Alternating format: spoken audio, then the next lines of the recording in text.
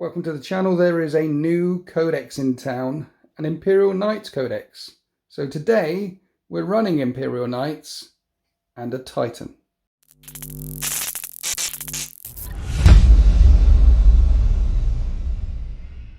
Welcome back to the channel, Luetin09. Check out Luetin09's. Everyone knows you. Everyone knows your YouTube channel. I don't think everybody knows. The Lord of Law, not the Lord of War. The Lord. Thanks for coming back. You've got a lot of Imperial Knights, Luton. Yes. The Knights situation, I always wanted the Castigator, the Sorestus, and it's just a beautiful model with the one with the big sword. The sword and the big gun. Yes. And I always wanted that for a very long time, just for the look of it. I didn't really plan on having an army. But once I'd done that one, and also I built it, and then it stayed primed for like 2 years on my shelf. Nice. It was the biggest model ever that I built, and I was very scared to paint it. And eventually I did paint it. But then I was like, he really needs some guardians, some bodyguards to go with him. So I was like, oh, I need some Questoris. And then I was like, you know what, if he had 2 Lancers go with him, and then that'll sort of fuck him up. And then it just sort of spiraled out of control. And this is Luton's Knight army, approximately 5,000 points worth of knights. And I'm really interested to hear the lore behind these bad boys. Okay, doke. So yeah, this is House Luton. And you might think to yourself, oh, he's just named the army after his self and channel. Hilariously, I discovered much long after I made the channel that there is actually a planet in 40k called the Luton Necropolis. No way. Which is crazy. Where is it? Yeah, I don't know where it is exactly in the galaxy. It's not listed in the galaxy. So a location in the galaxy. So anyway, there is very, very, very minimal lore about it because it was in like a Space Marine sort of battle short story. So basically they just go there and they have a fight with some Dark Eldar, and that's basically it. So there's not too much lore. And obviously that just is good for then creating a bit of headcanon fun lore. So I just basically started thinking, well, they've got hive cities. Often a hive world will have multiple hive cities. And I had this idea that the planet got isolated for a long time from a warp storm, but there were some orcs who kind of crept in onto the planet just as that was occurring. And then they grew over time, and the planet ended up having a big orc war. They really struggled. The houses also were in a state of kind of civil war disruptive. There were a lot of guilds fighting with each other, trying to undermine one another. And ultimately, you've got three hive cities, which is why on the Knights you'll see that they have these 3 hive city icons. Some of them have got them like here on the leg, down on this guy down here. Yeah. And that's like and then there's one singular city on this guy. This guy is the Warlord.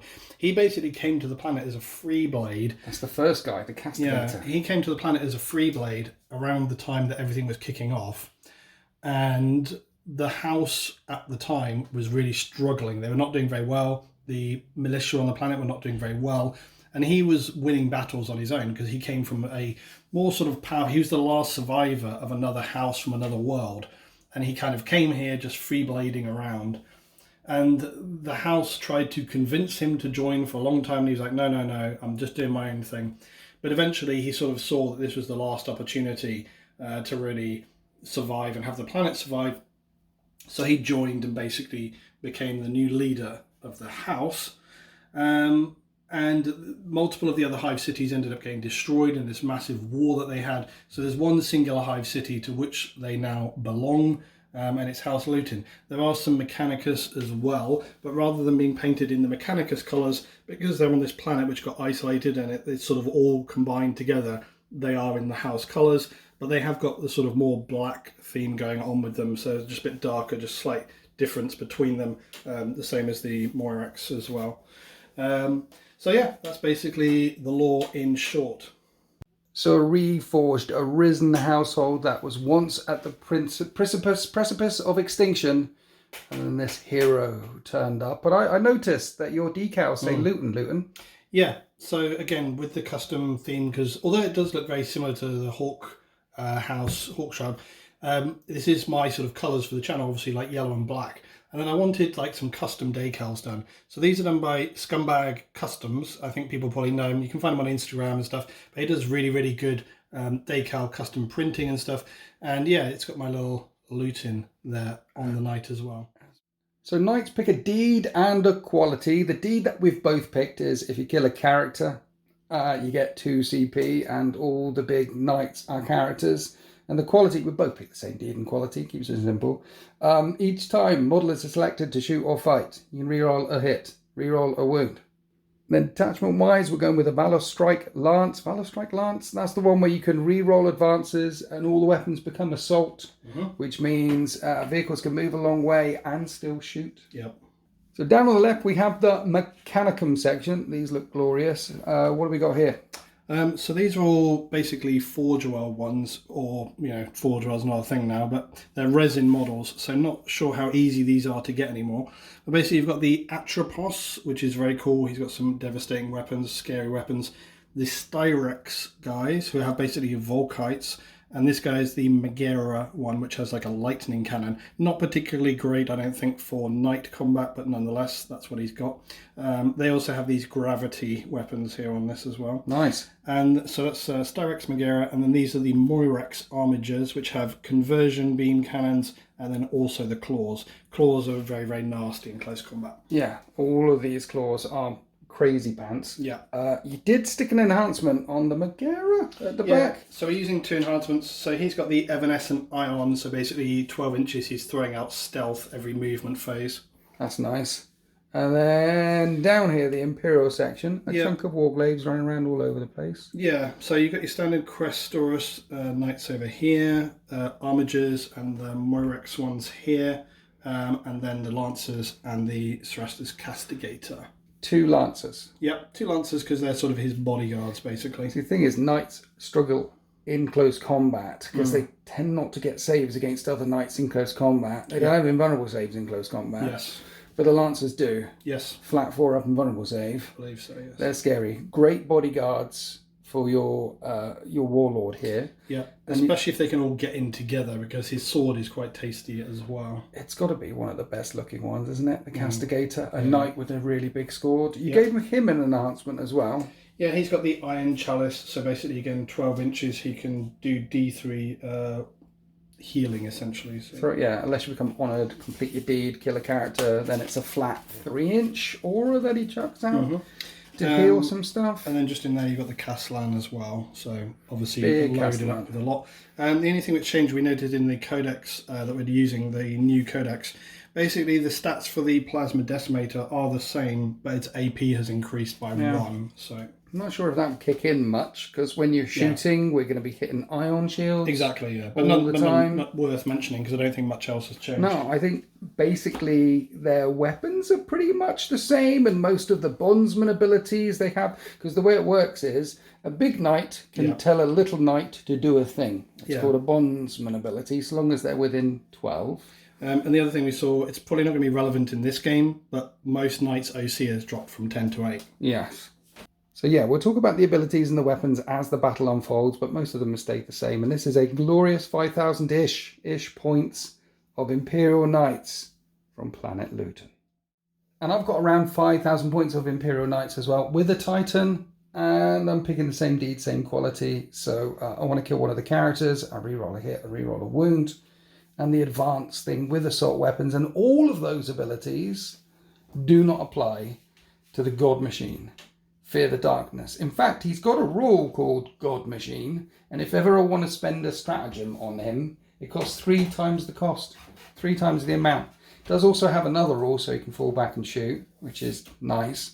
It's 2,200 points for a Reaver Battle Titan, 60 wounds, toughness 14, to up save, 5 up and vulnerable save. But yeah, I can't pop any strats on him, I can't do anything with it other than just shoot you with him.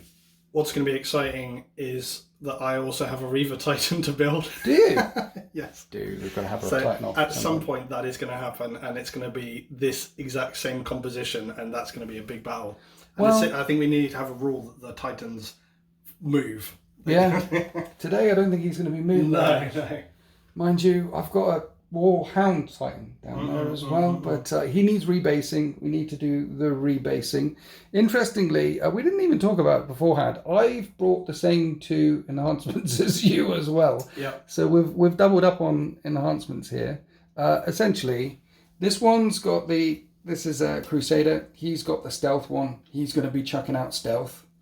And the Valiant going up the table, he's going to be chucking out the healing one.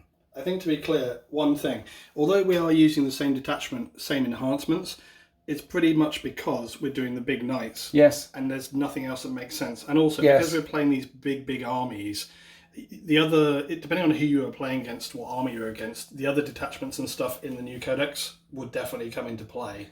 It's just that our scenario is very specific. Oh, well, yeah, our scenarios are very specific. Our armies are very specific, 100% there. And there's one that is clearly meant for armigers. It's all about the armigers. So, like, you can chuck out a bondsman ability onto an armiger, and then the detachment for armigers is when you chuck out a bondsman ability onto armigers, you chuck it out 3 times. So they want you to bring lots of armigers for that. And then there's another one where you draw this line, this defense. Yeah, this is the one that is the most generic and usable for big forces like this. Some people might shout out about these as well because they don't have battle line anymore. So you can take a maximum of 3 Warglaves unless you take the Armiger detachment, and then Warglaves get battle line, and then you can take more than 3. We've ignored that because I've got 4, and you've got 4 of the Helverins. Yeah. So that's the battle line thing. But yeah, these don't have battle line anymore unless you have a particular detachment. And then we've got an Errant, we've got a Paladin, we've got the Crusader, and we've got a Knight Lancer in the backfield. But I don't know if I've mentioned it already. I've got a Titan though. I've also got the Titan. One more thing, we've added some spice to the sauce. Luton has come up with these Criticus stratagem cards here. Luton, take it away. So, as is my ongoing thing, I really enjoy just using your own imagination, throwing some extra spice into the mix to just make it interesting and just see what happens. And it definitely is my thing that I'm trying to champion, is like, hey, look, you can play a standard game however you want, but just chuck something in just to make it a little bit more interesting. So basically, we've got some cards which we're going to choose 2 cards each before deployment, because this one's not going to get done. So for example, with this one, it says Personal Vendetta. Use this stratagem during your first command phase.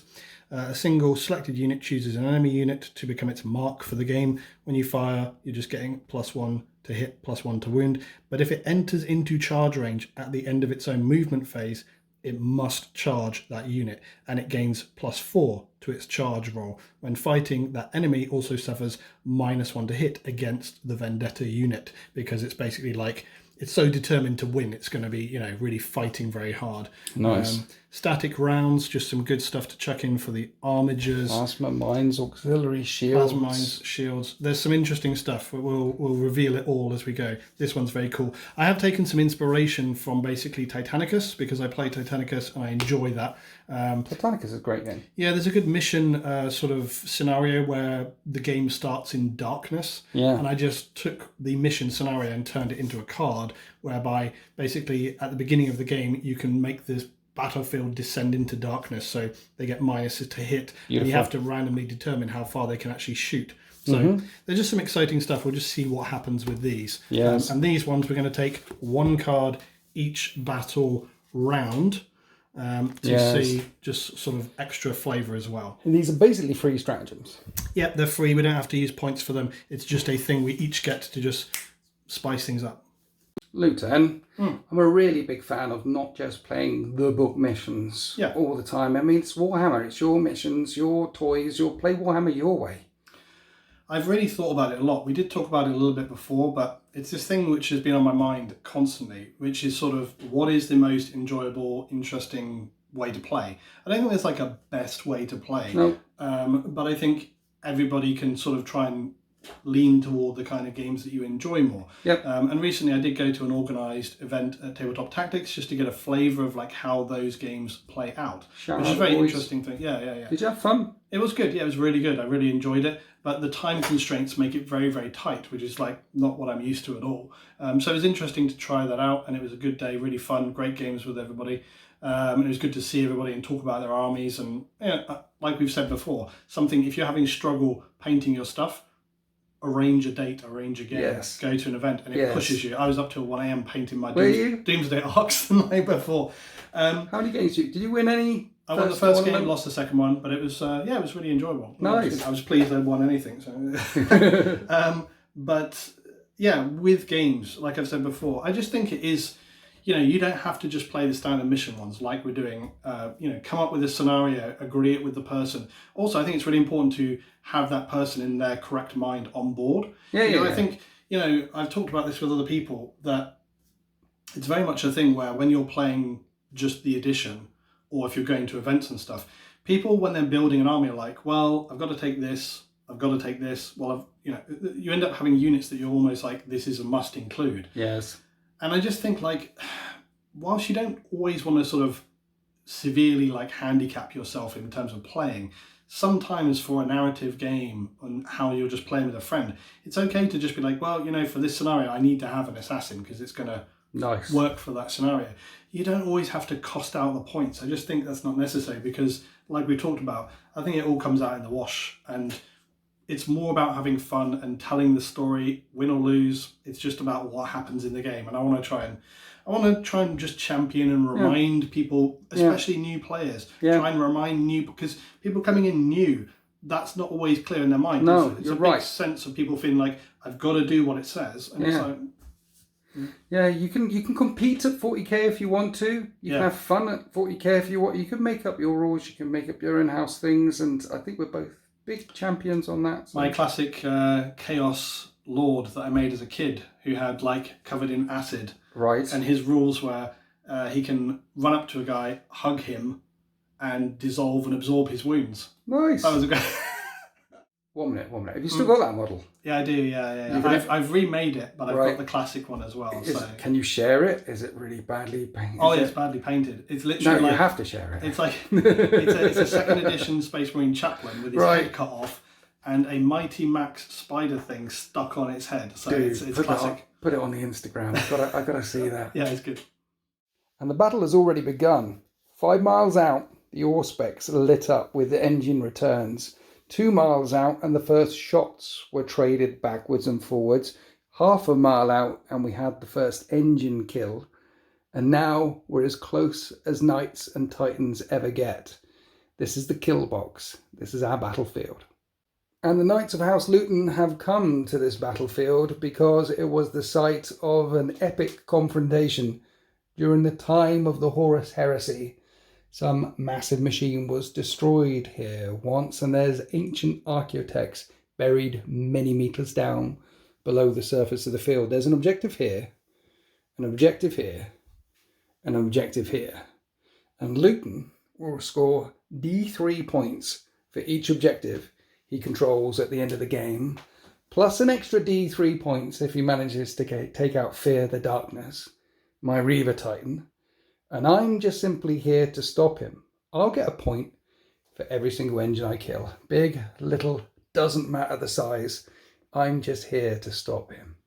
So a custom mission, custom scenario, and not all of the yellow ones are on the battlefield right now. There's 3 Knights and 2 Warglaves that are still off the battlefield. That will come in from Strategic Reserve, and we have a couple of house rules. One is Strategic Reserves can never enter play from your opponent's deployment zone. There's going to be nothing coming in round the side, but they can come in anywhere else apart from the deployment zone. I've got a couple of things going on here, a couple of these new stratagems, these house ruling stratagems. This guy's got an experimental weapon. The Valiant has got an extra invulnerable save that he can use in turn 1. These Helverins have got experimental static rounds, and Luton has stuck a minefield down somewhere in no man's land. And one of the mines is really, really big and really, really scary.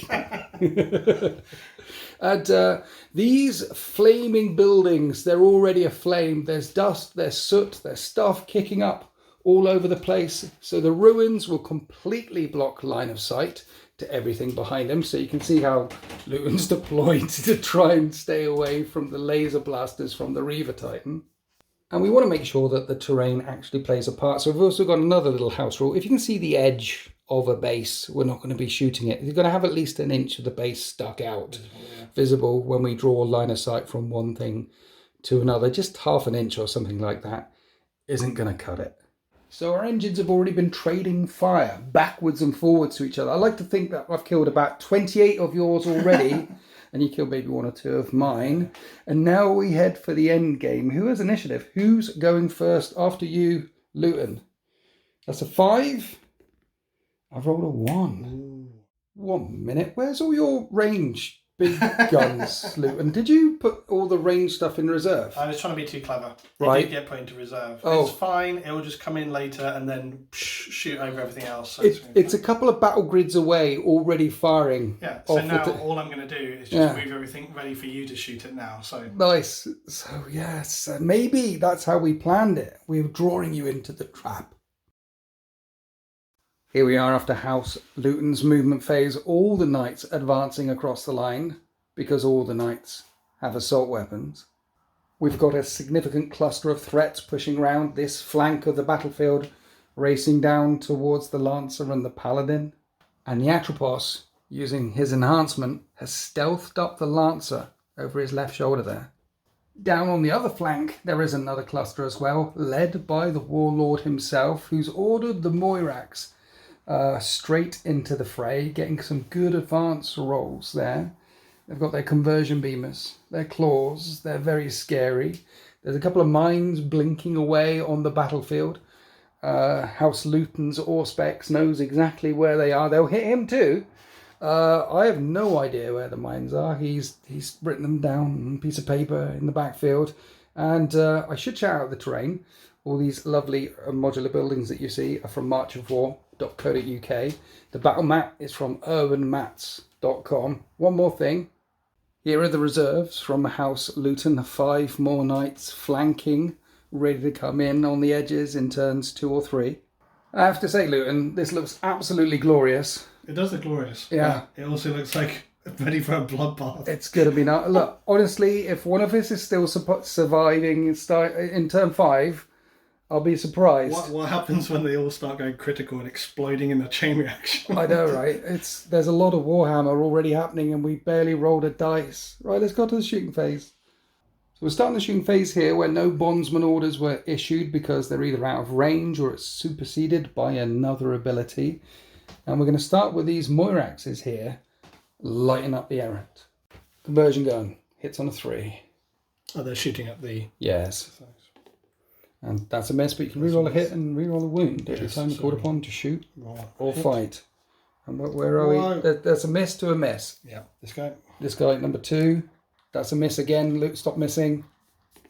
That's a hit, and on a 4+, it's sustained D3, so you get an additional D3 hit. So 4 hits. That's crazy. It all comes out in the wash. Strength 10. Toughness 11, 3s to wound, and everything wounds.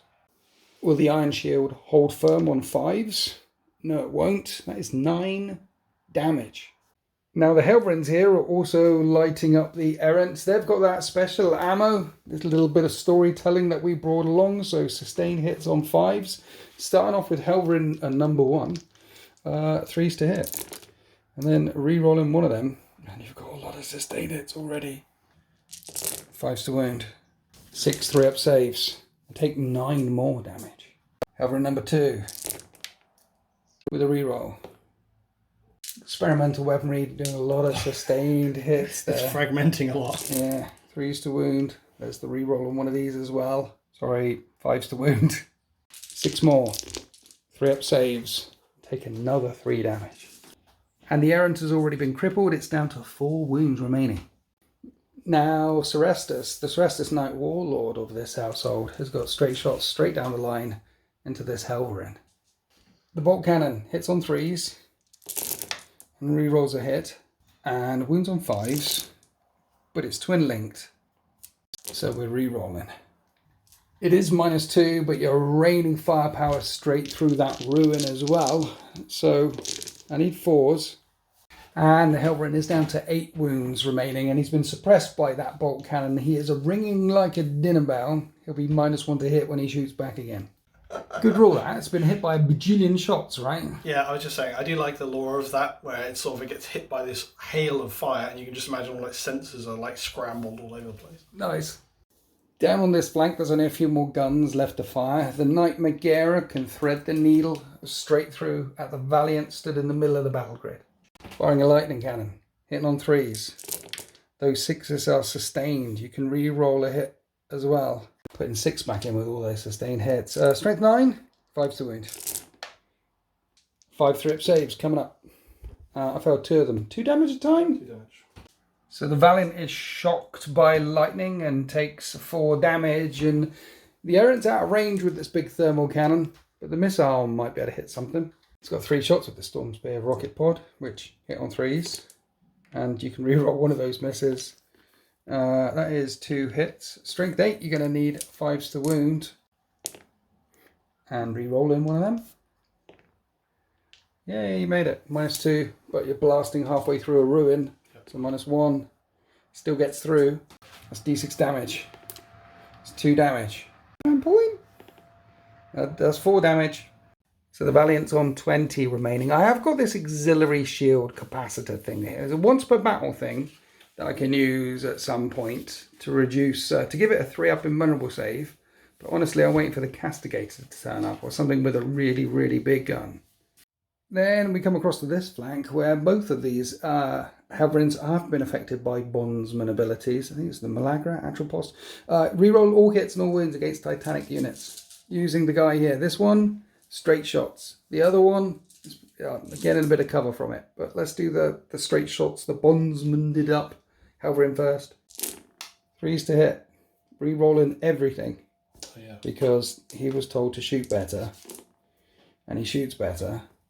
5s to wound, re-rolling all the things. You need to re-roll all the things because there were no wounds. And he converted that to 2 wounds. I need 2 4-up saves. And I make 1 fail 1. Now Helverin number 2. This one's hitting on 3s, but no re-rolls. 1 re-roll, sorry, because it's a knightly thing. There you go. And then 5s to wound. And then you got 1 re-roll on that because the knightly things. And that is 2 wounds. 2 more 3-up saves. I'm good, but I've been hit by a thing with a bondsman. I have to take a battleship test, which I pass. Now the Atropos is firing at the Lancer, using his las cutter, that weapon here, in high intensity mode. D6 shots? D6. D6 shots for 1 shot. 3s to hit. That's a hit. Strength? 14. Okay, 3s to wound. Wounds. 4-up invulnerable save. Coming up. Yep. No, how much damage? 4. 4 damage. Now the Graviton Singularity Cannon. That's a mouthful, isn't it? D3 shots, max intensity for 3 shots. 3s to hit. You didn't do your reroll to hit. And you hit with all 3. Yep. Strength 16, devastating wounds. So really look for those 6s. There's a 6. That'll be an invulnerable save, which I fail as well. And this is 2d6 plus 2 damage in total for only 6 damage. It's also hazardous. Don't roll a 1. You don't roll a 1. You're good. Now the Styrics are firing in with their Volkite cannons. Here's the first one. 3s to hit with a reroll and then 3s to wound with a reroll. And 6s are devastating.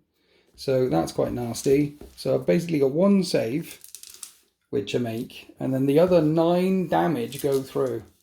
And the Lancer's only on 6 wounds left, and now he's getting double troubled by the second Styrics, hitting on 3s with your reroll. There's my dice then. And wounding on 3s, but if you get 2 6s, dead Lancer. No 6s, still alive somehow. Reroll the wound? Yes, don't get a 6, don't get a 6. Thank you. 6 regular saves. If I fail 2 of these, he's dead. Only fell 1. He's still on 3 wounds left somehow. And that's the end of House Luton's turn 1, raining firepower down into the Knights of the Forge, putting the Lancer down to 3 wounds, the Errant down to only 4 wounds, but they have come striding forward through this burning necropolis. They have put themselves in danger of a counterattack. As we go on to my Knights, turn 1. Here we are after the mine movement phase. Not as much advancing as the knights in yellow because they're right there. They're coming right for us. Talk about coming right for us. This Knight Lancer is reeling, leaking oil, static, sparking off of its iron shield. And he's going to do a suicide charge straight forward, straight into the enemy lines before he gets taken down. Moving around some armigers this way so they can get some shots in. And moving around some armigers this way so he can get shots in. And with the advanced thing, I have managed to get the Thundercoil Harpoon from the Valiant in range of this thing here, this Knight Lancer. It's got stealth though, so we'll see if we'll be able to hit it. At the end of the movement phase, I can also, with the Iron Chalice, put D3 wounds back on this errant, who's on 4, and he goes back up to 7. And the errant wants to do something about these little errants, these little baby knights in front of him. And then around here, a bondsmaned up the injured one who suppressed. So he's got +1 to hit. And I've given him stealth as well. Long story short, they're both back up to 3s to hit. Because we need to kill. We are getting points for killing the enemy. The enemy are getting points for taking the field and digging up the Archaeotech. At the end of this battle, we just need to lay low the traitors. These are definitely traitors. What? Definitely the good guys here. What? You've prayed to chaos now, Luton. You're the traitors. No, you're the traitors and so's your mum. Before we shoot any guns, though, the Knights of the Forge came striding over this minefield. Here's one of the plasma mines here. It's a standard plasma mine. It inflicts D6 +3 mortal wounds on a 2-inch radius. Hits this fella here, and it also hits stuff within a 5-inch radius, but a few less mortal wounds. Anyway, let's hurt this guy first. Just regular wounds. More regular wounds. It's just like shrapnel, Oh. plasma shrapnel. Okay, so the 2-inch one does the mortal thing. Nice. So D6 +3 mortal wounds on Helverin is 7 mortal wounds. It's got 7 remaining, and then shrapnel from the mine does D3 normal wounds to this one. For 3, so I get saves against that. I take a wound and D3 wounds on the Lancer. It's only a 1. My cheeks puckered for a moment. He's down to 2 wounds. Oh my God. Strides through the minefield. He's fine. Then boom, the high yield mine goes off there at the end of the movement phase. If I was in 3, that'd be D10 +3 more wounds. D10 +3 more wounds. We've measured and measured before putting the nice blast marker down. I'm not within the mortal wound radius. By a thread. By a thread. But everything within 10 is getting hit by D6 mortal wounds. You planted mines. So the Titan gets hit. That gets hit. That gets hit. There's a lot of normal wounds Just that one. smashing out. Not that guy. Yeah. So this one here gets hit by D6 wounds. That's 5 wounds. And I take 2. The Valiant gets hit by D6, that's 5 more wounds, and I take another. Then Warglaive number 1, Warglaive number 2, here's Warglaive number 1, and he takes a wound. Warglaive number 2, he takes 4 wounds, takes a wounds, and 2 on the Titan. And the Titan is injured. It's down to 59 wounds remaining. For vengeance, for Cadia, let's shoot some guns at these traitors. We're gonna see. You agreed. We're firing at this thing here with the Lancer, with its spear. Dagger. It does hit on 4s because it's injured, and it is sustained hits too. Wounds the Helverin on 5s. It's more of an anti-infantry weapon with the reroll. And 3 up saves, and that does do 2 damage. We tickle it, and now we'll shoot a thermal spear at it. We'll shoot 2 thermal spears at it, but here's thermal spear number 1. Both of them hit, and then 3s to wound. Both of them wound. 2 5-up and vulnerable saves. Fair them both. This is 2d6 damage. Jeez. That's 6 damage. 6 remaining, now firing in Armiger Helverin, Armiger Warglaive number 2. Both of them hit. 3s to wound. Both of them wound. 2 more 5-up invulnerable saves, and you make 1 fail one. And this is another d6 damage. For 1 command point. For 2, I doubled it. It's on 4 remaining. Turn. Yes. It's highly annoying. It's on Yeah, 4 remaining. Yeah.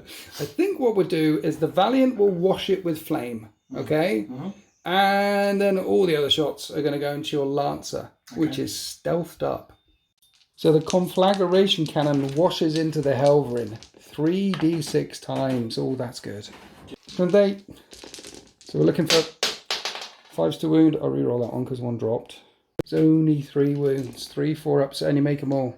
So I shot it with everything. I set it on fire and it's still alive. It's crazy, actually. Might actually have to charge it and tank shock it with a Valiant. Maybe. Okay, let's fire a Thunder Coil Harpoon in the face of this Lancer. D3 shots with the harpoon. That's maximum effort. It's stealthed up, so we're hitting on 4s. I've got a reroll though. We hit all the time. Luton, don't want to worry you. It's strength 24. It's got a wound on 2s. Okay. There we go. 6s are devastating. Straight through your invulnerable save. This will be fine. Yeah, it'll be fine. And we've got a reroll on that one as well. So 4 up invulnerable saves. You're going to be fine, right? It's going to be fine. You're not fine. That's 20 damage. Command point reroll on that one. That doesn't help you. That's still 20 damage.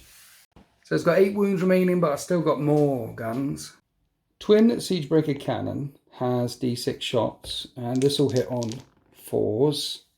And it's strength 6 though, so 6s, but it is twin linked. It's a twin thing. Nothing. Shieldbreaker missiles now, 2 of them, 1 shot each. Anti-Titanic 4 up, devastating wounds. I just need 4s. There's a 4. Because it's devastating, that goes straight. No, it's devastating wounds. That's the hit. It's the hit. Now I need to wound. Yeah, so anti-Titanic 4 up, devastating wounds. So I need 4s to wound.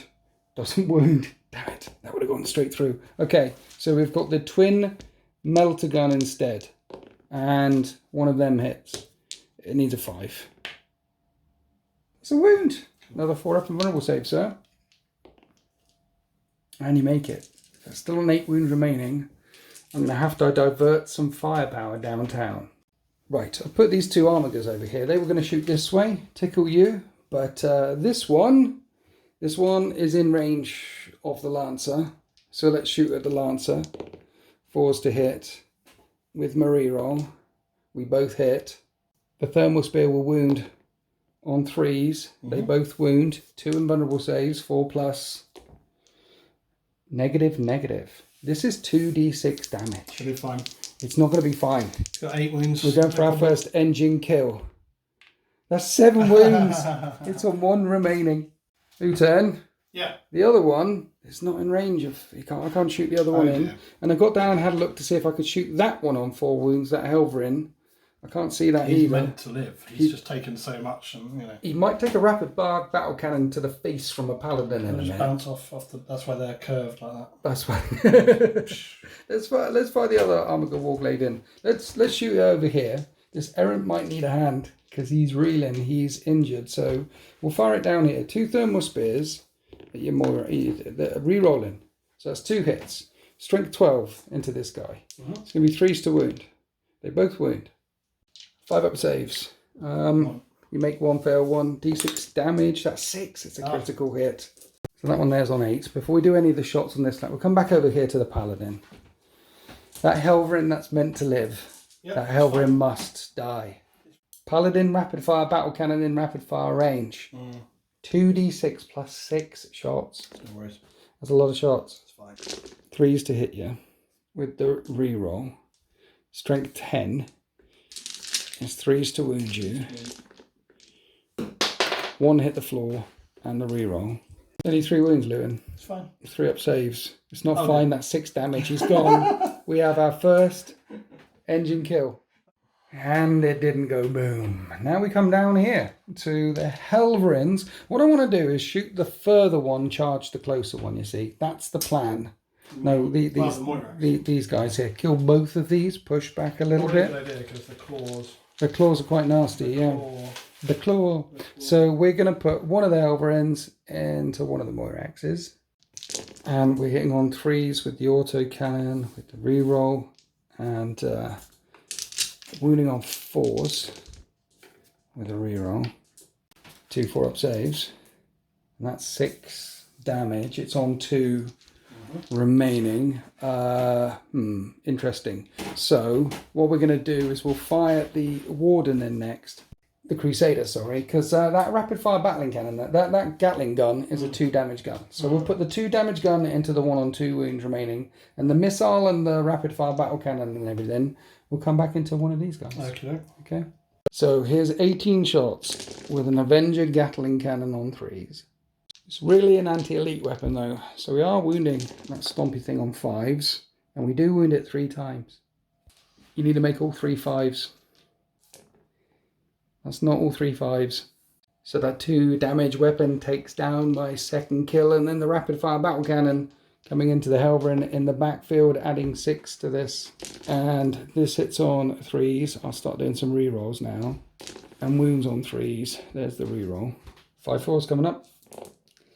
6 damage. 6 damage. And then the Storm Spear rocket pod hits every single time. And on 3s, wounds twice, so 2 more 5-up saves.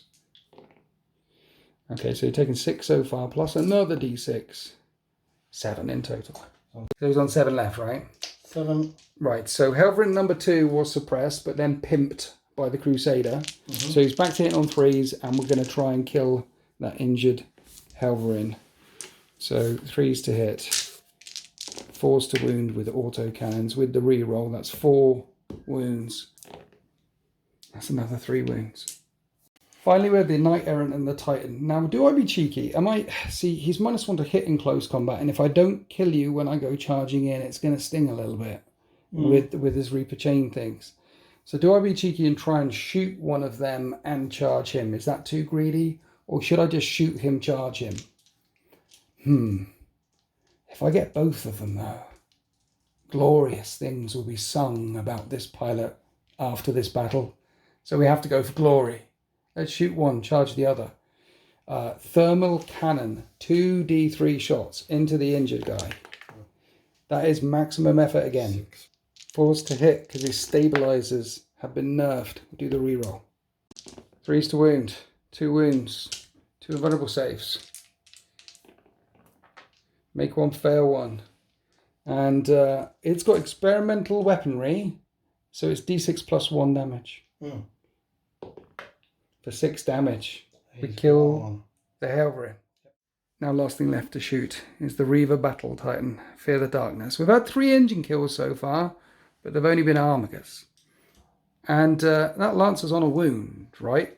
I don't know, I can't imagine what sort of state he's in at this moment. It's sort of, I think most of the armour's shredded off of him and it's just a skeleton limping towards whatever it can now. So if it gets hit by a laser blaster from a Titan, it's definitely going to fall apart, right? Just one? I don't need to put both into it. Yeah, you could probably split the laser I can blaster probably fire, split fire. Yeah. I'll put the Apocalypse missile launcher into him as well, just in case. But no, I won't. Just one laser blaster will be fine. The other ones will shoot over here on the left. Can I see? Yeah, we're going to shoot at that yellow one right at the back. Actually can't see the yellow one very well. We can see this guy, though. But let's kill this Lancer. Okay, 8 shots with a laser blaster. 3s to hit it. I missed 3 times.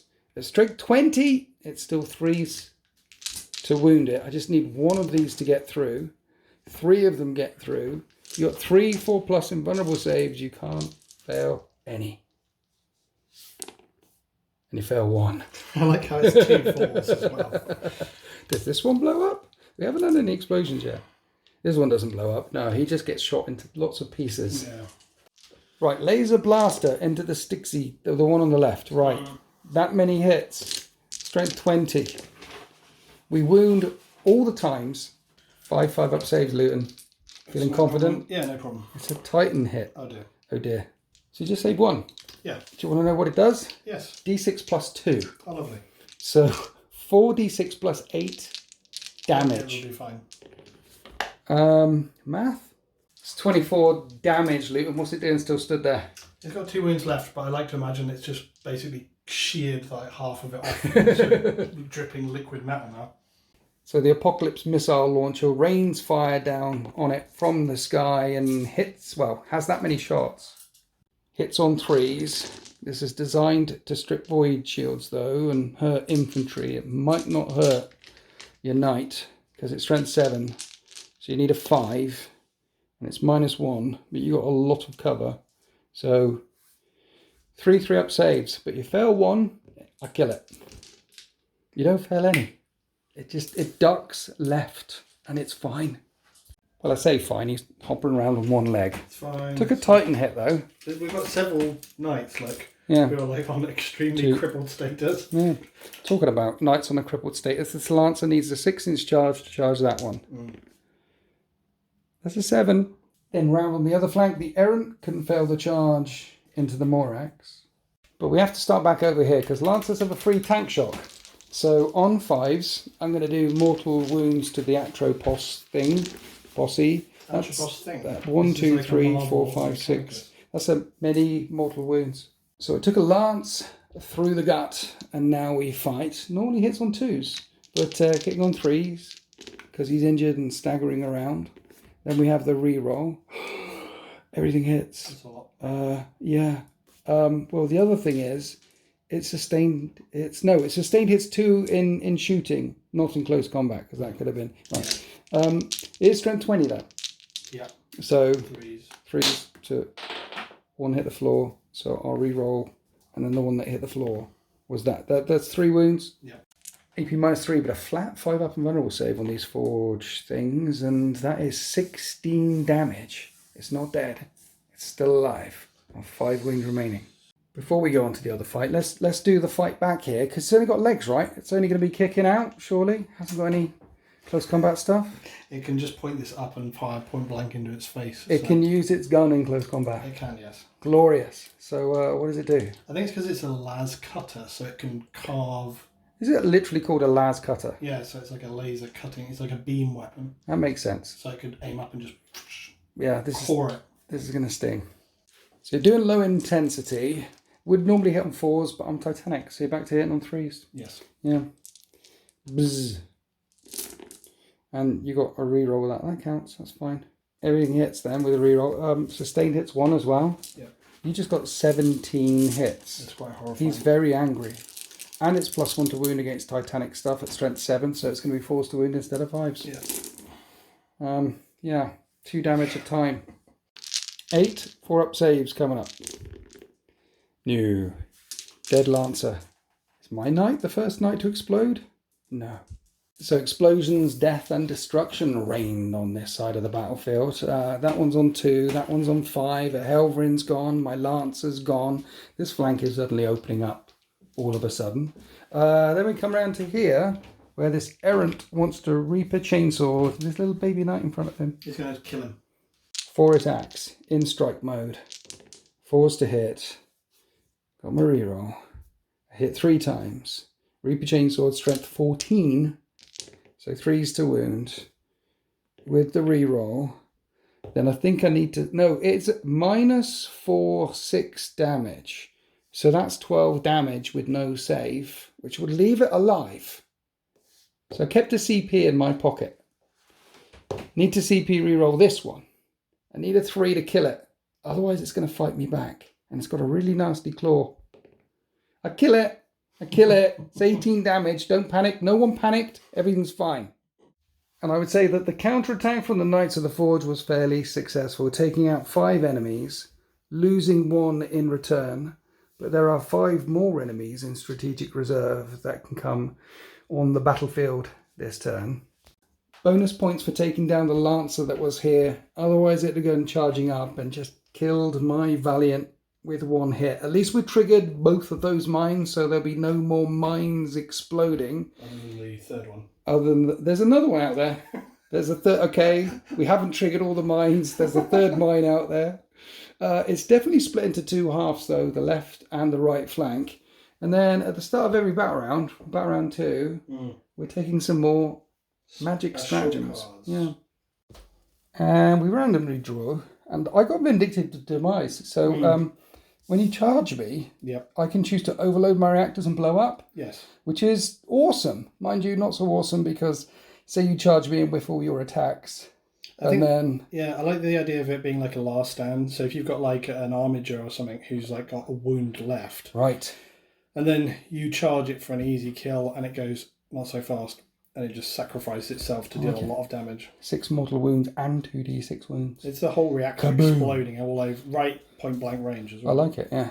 Charge into an exploding reaction. What have you got? Elite Inspiration. So basically my Warlord just says nice things. I can reroll within 12 inches of him.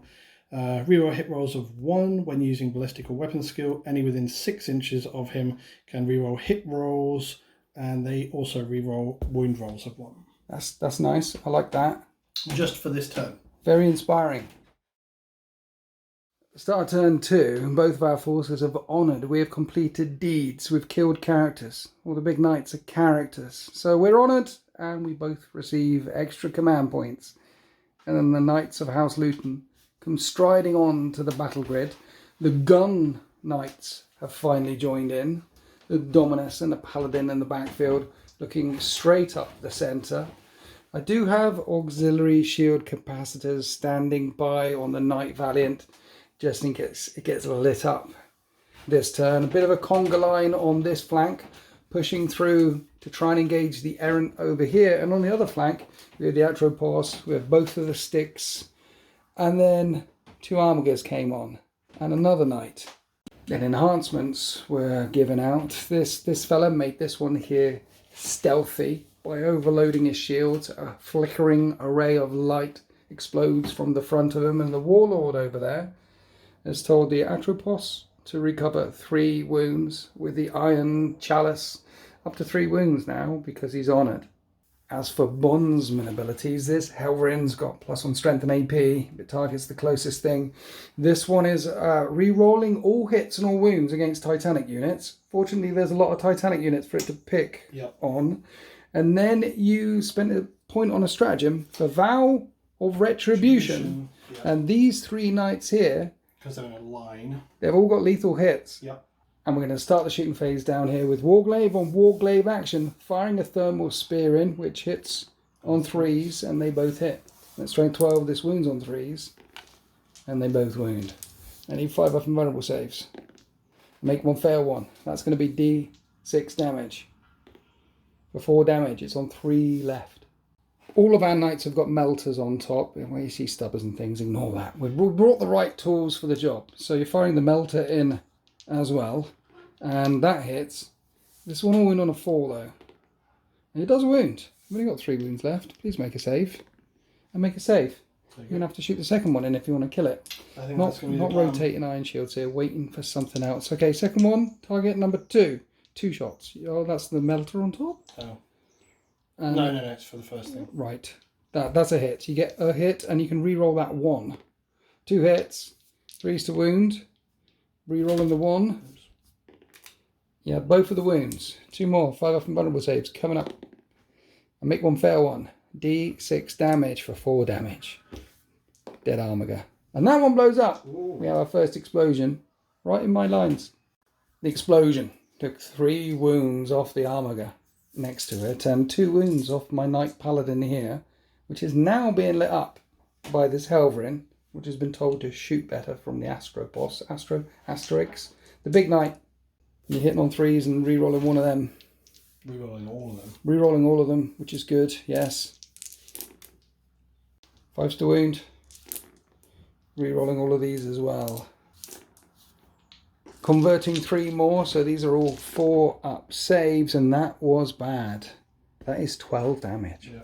So the Paladin is reeling, it's on 10 wounds remaining. Now the big Volkite gun from the Styx is firing in. Hitting on 4s though, because he got smashed by a Titan last turn. But he's still got a reroll. So surprisingly well. Yeah, that's still pretty good to hit, and seeing as most of his armour is hanging off, and he converted that. Glorious stuff. Strength 12? Strength 12. Strength 12. Toughness 11. Devastating wounds. Yes. So 3s, 6s go straight through my armour. There's a 6. So I need 3s. So that's 6 damage. It's on 4 left, and its Graviton gun is now in range. Yep. 4s to hit. There's a hit. Reroll. Anti-vehicle, you've done a reroll already to hit. And anti-vehicle 2 up. So 2s, and it wounds. That's a 1. Would have only done 2 damage anyway, not killed it, but that makes narrative sense because this guy shouldn't be shooting that well. You take a blaster to the face. Is the second one rinsing and repeating? Or are you shooting at the little one down here? Or are you going to thread the needle up at Fear the Darkness? Do you want to start tickling a Titan? The decisions have been made. The Graviton is coming in to the armor guy, and the Volkite is coming up at the Titan. Yep. Spitfire always works. It's a good idea. Yeah. Here we go. Graviton. 3s. Yes. 2 hits, unless you want to use a reroll on this or the Titan. So on this. Nice. Okay, 2 hits. Strength. 6. Wounds on 5s. 2 wounds. Anti-vehicle 2 up anyway, so I make the saves. Now we're Titan hunting. 3s. 4 lethal so far because of the stratagem. Yep. These now, strength 12, toughness 14. You need 5s to wound. There's a devastating wound, that one. So that's a flat 3 damage. Yep. And then those are saves. Rerolling a wound.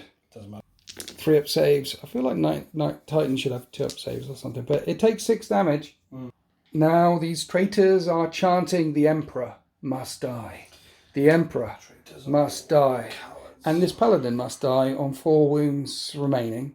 So, yeah, you're shooting everything in from the Preceptor. Luton, what's it like being a traitor, by the way? We'll see who's left standing. The traitors are the ones which lose. So. Okay, 2d6. It's a low intensity. Yes.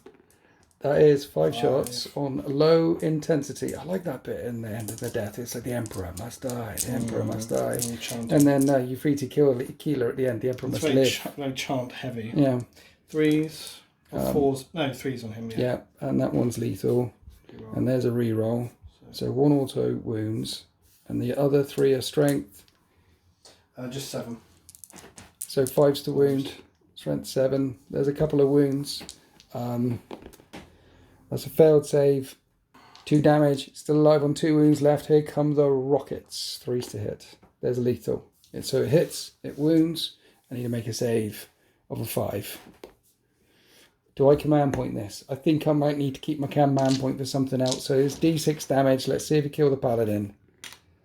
1 damage. It's alive on a wound unless you CP it now to kill a Paladin. I think so, yeah. Yeah? Yeah. It's a dead. We have a Paladin. We have a Paladin down. We have the Emperor's dead. Okay, so all those 5 knights fired. Now we have the Astropos with lethal hits. Everything coming in to my Knight Valiant, who's got a stratagem, an auxiliary shield. Once per battle, he's got 3 up invulnerable save for the duration of the shooting phase. Can only move half next turn though. D6 shots, high intensity beam las cutter thing. Number of shots, 3. Hitting on 2s because it's firing at a Titanic thing. Yeah, and rerolling 1s because of the strat on the Warlord. The aura. Well, you hit all the times anyway. Yep. And then the strength is strength 14 with +1 to wound, 2s to wound. You can reroll that 1 because night things. Wounds all the times. No sustained either. 3 up invulnerable saves coming up. 1 gets through. Only 4. Okay, it's on 15 remaining. Yep. D3 shots from the Graviton Singularity Cannon. With devastating wounds because of max. For 1 shot. And that's a hit. And we're rolling a wound on a 2. If I can get a 6. No. 3 up invulnerable save. Auxiliary shields flickering into overdrive, and I'm alive. Then we come over to the other flank where Styx fired a phased plasma fusel into Errant, stripped a few wounds off. It's down to 3 remaining, and the lightning cannon is coming all the way down here on the non-injured Helvrin, because the other one has got stealth at the moment due to enhancements and things. But yeah, firing lightning cannon, everything into Helvrin number 2. Of the stratagem of the Warlord for this turn, it's re-rolling all hits and wound rolls of 1. Nice. So, here we go. Okay, so 3s. Ooh. Rerolling those 5 1s, and you get a free reroll anyway. So basically, you can reroll everything. It's good, isn't it? Sustained hits 2 as well. Strength 9 versus toughness 9. Force to wound, and reroll those 1s. So there's 3 more 1s. 5 come through at AP 0. I need 3s. Only fail 1 save. And the Helverin takes 2 wounds. Now the Lancer's trying to tickle the last few wounds off the Errant with his Lancy gun, hitting on 3s, re-rolling 1s, or a re-roll. And it's sustained hits 2. That's 6 explodes once. So after the re-rolls, 5s to wound.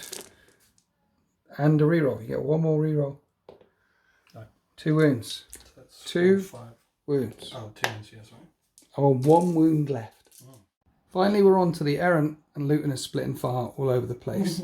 Errant on Errant action. There's a melter right in front, and you're only firing the little melter gun at my Errant.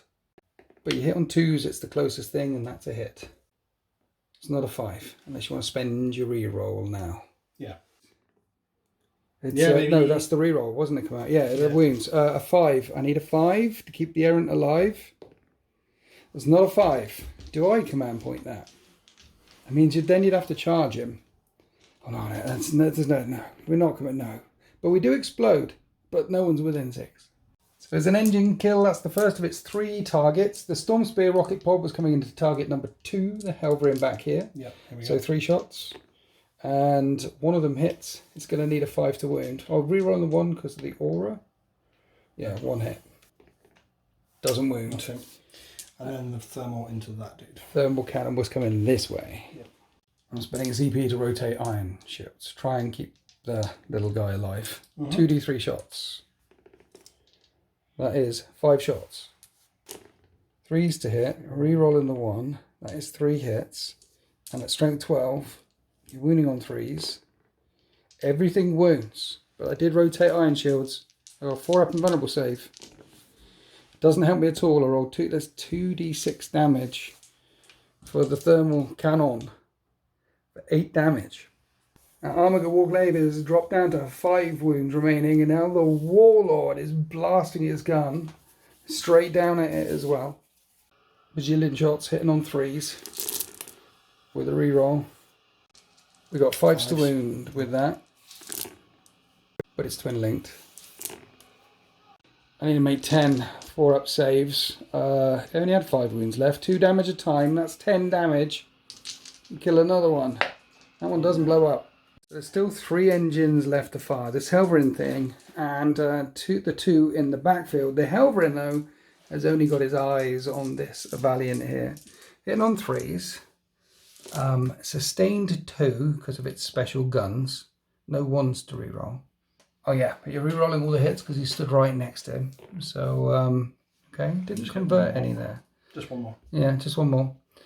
Strength 9. 4 go back in. Yes. Your AP and strength goes up, but you're shooting the Valiant. So it's still wounding the Valiant on 5s. And you got a re-roll because night things. And with my special auxiliary shield, I need to make a bunch of 3s. And I fail 3 of them. That's 9 damage. Now we come to the back of the battle grid, where the Castellan and the Paladin have yet to fire. The Castellan is firing its 72-inch range up and into the Titan. Shorter range weaponry. I say shorter. The plasma and I think it's coming into the Dominus. So we have a Dominus on Dominus action. So let's fire an overcooked plasma decimator. D6 plus 3 shots. For 7 shots. And you're hitting on 3s. And you've got re-roll unless you want to spend it on the Titan. I'll re-roll. Re-rolling now. That is 3 hits. 3. Okay. Strength 9. Toughness more than. 3s to wound. 2 wounds. Do you want to do the re-roll? Oh, yeah. Make it a 3rd one. 3 wounds. Okay, you've done your re-rolls. Have a 3 up and vulnerable save. But take 3 wounds. Yep. Then you tickled it with the twin Siegebreaker cannon, put it down to 2 wounds remaining. It's reeling. It's not out with a fight yet. And now we have the long range guns coming into the night. The Reaver in the backfield. I'm getting excited. Shooting the Reaver. So we'll do the missiles together. 2 missiles. 2 missiles. 3s to hit. 3 to hit. Anti-Titanic 4+ as well. Yes. So one of them hits. They need a wound. Doesn't wound. D3 shots from the Volcano Lance for 1 shot.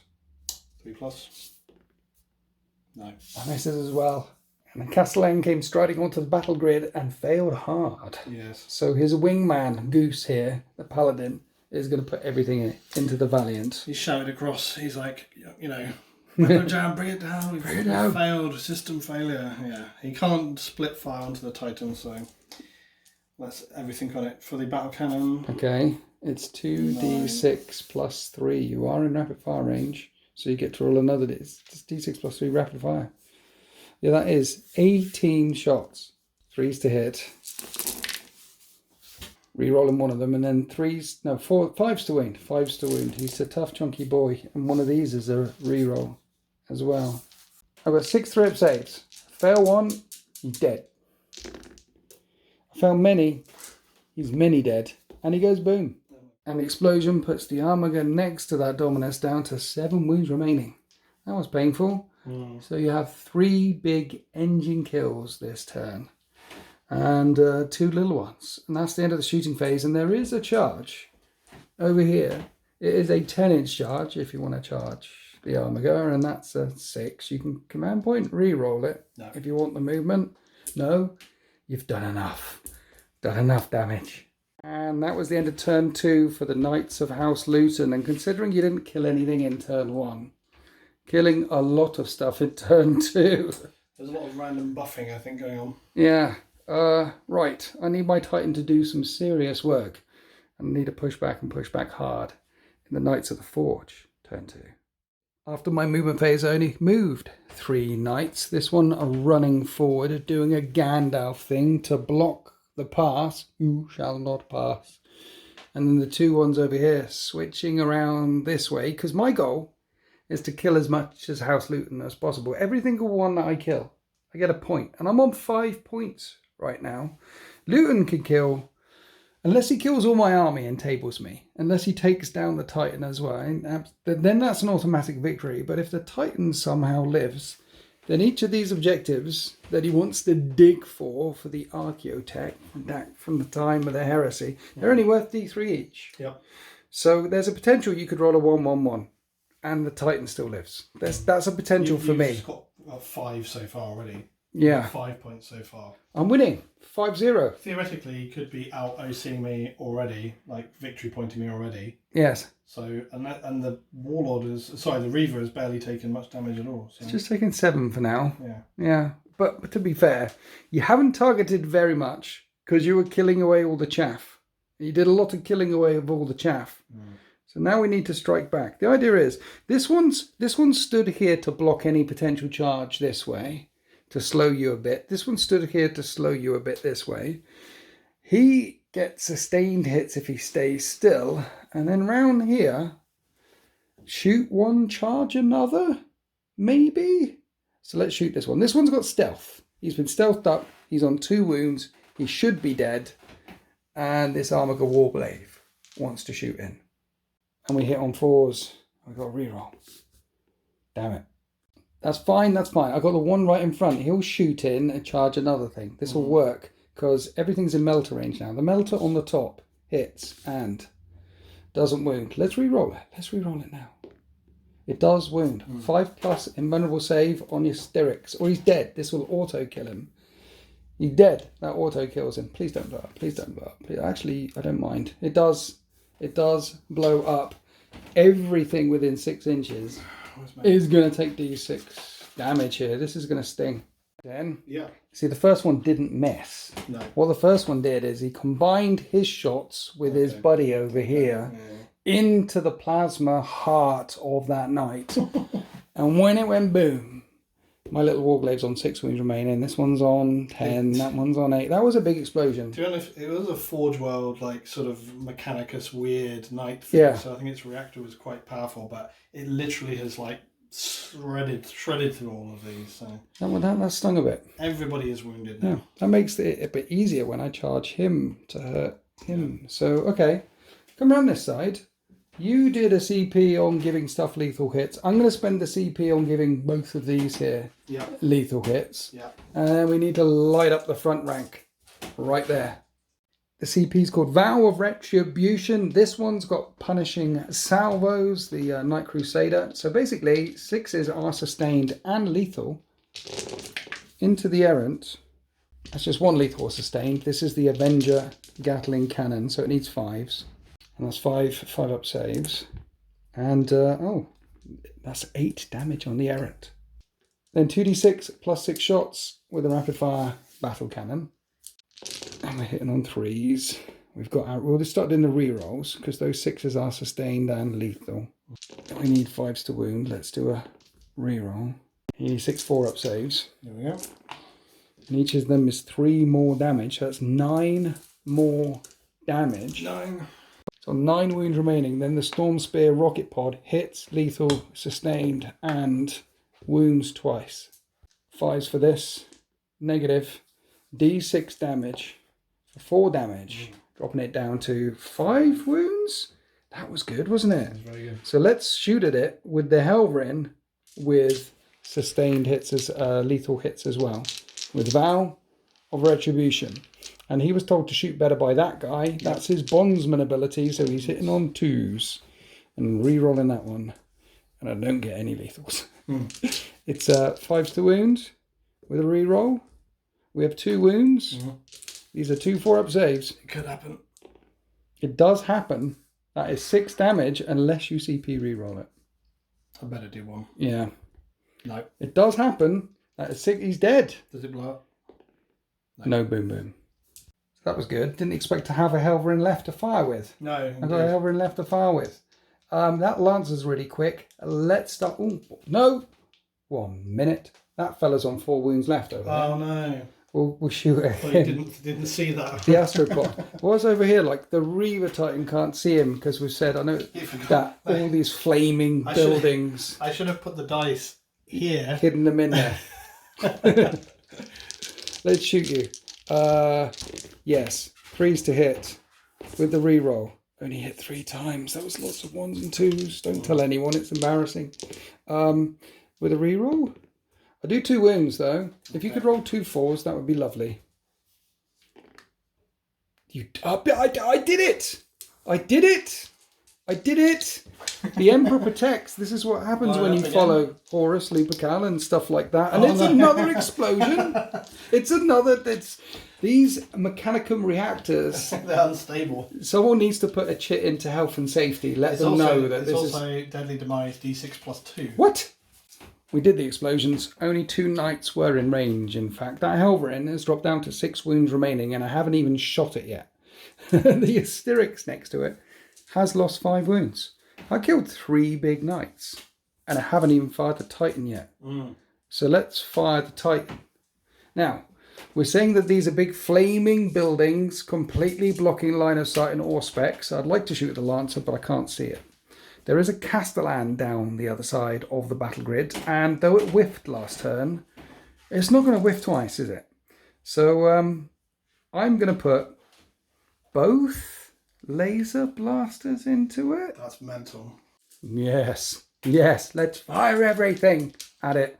As you see the barrels start to glow and the target in solution get painted over the front of your carapace, are you rotating iron shields to this? Yeah, I would imagine that the Castellan sees the kind of barrels aiming at it and getting very hot, and he's like, oh god, and so rotate iron shields. Yeah, right.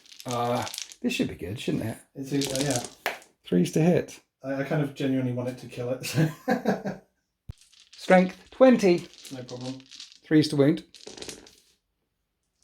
Here we go. 4s. Yes, 8 4 plus invulnerable saves. Oh my Emperor. Am I the traitor? Does the Emperor protect? It's all gone wrong. That's some tough iron shields there. Those are good. Let's put some missiles. Maybe I should have fired the missiles in first. I mean, how do you think the pilot feels? What? He's just taken two full Titan weapons to the face. I'd imagine this guy is a little shaken. Like, what? He's probably going to move this way in a minute. Like, It deflected off his shield at the perfect angle. Yeah. Yeah, he's having a bit of a heart attack right about now. Like, how am I still alive? 3s to hit with the Apocalypse missile launcher. Yeah. 3s to wound with that. Right, okay. That many 4-up saves. That's 4 4-up saves. Don't pass all of these. That'd be in. Right, okay. That's 6 damage. I knew I should have fired that in first. Weakened up the shields a little bit. Yeah. That's counting chickens before they hatch. You know, I killed 3 big things and then fired the Titan and did nothing. Yeah. Right. You gave me. Well, I got this thing Yep. For out of the thing. each battle round, we're still picking these one card. Some are stronger than others. Yeah. So we're going to charge in and press the red shiny button in the carapace and blow up, and I need to CP reroll that. And we make it. Yep. Okay, so you've managed to gloriously put all your miniatures together in one big pile. To be fair, a minute ago there was many more here, as you remember, so there wasn't a lot of space to move. No. But just in case anybody thought my mines earlier were overpowered, yes. Winters now gets to do this. Any unit within 3 inches suffers 6 mortal wounds. And it has to save 2d6 wounds, so... Yeah. Well, the 6 mortal wounds kills that one straight away. And then we put this one down to 4, this one down to 2, this one... Oh, that's 3 inches. But he'll still take some. He'll still take 2 and d6. He'll still take 2 and these d6. Guys will, well, let's do him. Let's see if we can kill him. He takes 2, drops down to 4, and d6. 4 regular saves then. So 2 mortal wounds plus 2 more wounds. He's dropped down to 1 remaining. Right, then everything here takes 6 mortal wounds plus 2 d6 wounds that I roll once for all of them, yeah. And then you apply for all the things. It's exploding. It's like the strength of the explosion. Kaboom. We strapped, see, this is the plasma generator blowing up. And that's 9 wounds on top of the 6. Okay. So this knight's on 4 wounds. It needs to make 9 saves. And only takes 1 more wound. He'll live on 3 wounds remaining. His wingman over his shoulder is on 2 wounds. He's got 9 saves to make. Surely lightning can't strike. No, that one's gone. He might... Don't blow up. It'll be crazy. Right, we'll get back to that in a minute. Okay, right. So he does blow up. Okay. Just so I don't forget. And then that one's on 15 wounds and that one's on 15 wounds. Explosion marker on him. Okay. And then they have 9 wounds each to make as well. Yeah, here we go. So for this guy. Okay, the Styrics, he takes just 3. Yep. 3 extra. And then the Preceptor takes another 4. 3. Takes another 3. So 12, 12. Then that one blew up. Yes. And does D3. If you roll a 5 or 6, a chain reaction will kill this fella in front as well. No, he goes out on it. Okay, so he just takes... He's on 2. And then the guy's behind. So yeah, the ones behind took a couple of wounds as well, and that's a big bada boom. Just in case anybody thought that my 2 wounds. Just in case anybody thought that my strat cards were like favouring myself, just wiped out like this entire section basically. Yeah, I did that with like an Helverin. I love that idea though. I love the idea that a little Helverin can charge in and be like, for the Emperor, and just max his reactor and just waste all of this stuff. It's awesome. Yeah. Interestingly though, I've killed 9 engines now, so I've got 9 points. So it's all about House Luton pushing forward, trying to slay as much as possible. The Warlord must die. The Reaver must die. Why do I keep saying Warlord? The Emperor must die. I'm the baddies now. Turn 3. Right, before we go any further, these are the 2 cards that we drew. Luton drew this one. One of his guns goes absolutely nuts. Its strength and D is doubled and it does devastating wounds. But after firing your reactors that heavily, it takes 2d6 mortal wounds. And if it goes boom, because it destroys it, that'd be 4. It booms on a 4. That's nasty. That is devastating with all the things. That's hard. It's almost as bad as what we just did. Yeah. Create a lot of space around you before you do it. You know, like... Who hurt you, Luton? These are terrible. But your one could be very interesting. Show me on the Titan where they touched you. Bitter Endurance. When I'm on down to 9 wounds, and you bet I'm going to be playing this on the Titan, I recover D3 wounds, and for the next 2 player turns, half all damage. Yeah. That could keep me in the fight. That could win the game. Sure, but I'm probably not going to reach you until like turn 5. So at the end of turn 3 movement phase, the Knights of House Luton come advancing forward everywhere, except down on this flank here where these 2 big beasts just come striding forward, because they want to shoot and potentially charge, no doubt shoot past that knight and then go charging into it. No bondsman orders have been issued this turn, but everything else advancing, everything else having assault weapons. Helverin in the middle can shoot right or left. The big gunboats in the backfield, the Dominus and the Paladin, have got straight shots up the battlefield, interfere the darkness. And the Warlord cutting from the right of the battlefield across to the left of the battlefield, because he's got the Iron Chalice upgrade and enhancements, and that's put 3 wounds back in on the preceptor, all the way on the left flank. And there's a couple more guys that ran around this way. This one's ducking and covering, won't be able to shoot anything, the Armiger Warglaive, but on only 2 wounds left. These 2 Armigers are basically trying to stay alive. We're going to open up the shooting phase with one of those Armigers, the Helverin, shooting down here at the Warglaive. And we're hitting on 3s. You got a reroll. Nice. Wounds on 4s, and there's a reroll on that. And that is only 2 wounds. And I take 3 damage, but the melter is also in range. Yep. And that's going to hit on a 3. Yep. And it hits. Wounds on a 4. Doesn't wound. Command point. It does wound. 5 up and vulnerable save. I don't make the 5 up and vulnerable save and take an extra 6 damage. That's enough to kill my Warglaive, which doesn't blow up. That frees up both of the Winters Knights there to fire up at the Reaver Titan. D6 shots for a Las Impulsor in high intensity mode, hitting on 3s. Strength 14, yeah. And everything hits. Strength 14 versus toughness 14. It is forced to wound with your reroll when you need it, because nothing's wounded yet and nothing wounds now. Okay, 3 shots with the Storm Spear Rocket Pod. And you can reroll that one. You haven't done your reroll to hit yet. It'll be 5s to wound though. And you get a wound through. Okay. And that bounces. Does it bounce? We're not going to do the card. No, that'll get through. No, D6 damage, D6 damage for 3 damage. I mean, the Reaver gets a little bit of cover from the building, but it's a Reaver Titan. You can see it very clearly. Now we've got that big Volkite gun coming in. 3s to hit. Little reroll, cheeky reroll. 5s to wound. 6s are devastating. Cheeky reroll anywhere, because it's only 1 wound so far. That's 1 wound. No AP. And I failed to save anyway. Little grav gun came in from its carapace as well, but taking no more wounds off. The Reaver Titan has lost 13 wounds. Still on 47 remaining. Now we have the bolt cannon from the Warlord, the Castigator, raining fire into this stealthed up Helverin down here. Needs 4s to hit.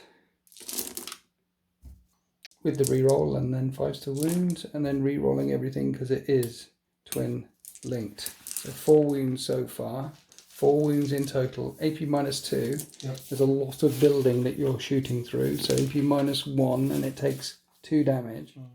Then we have this Helverin, also firing at my Helverin.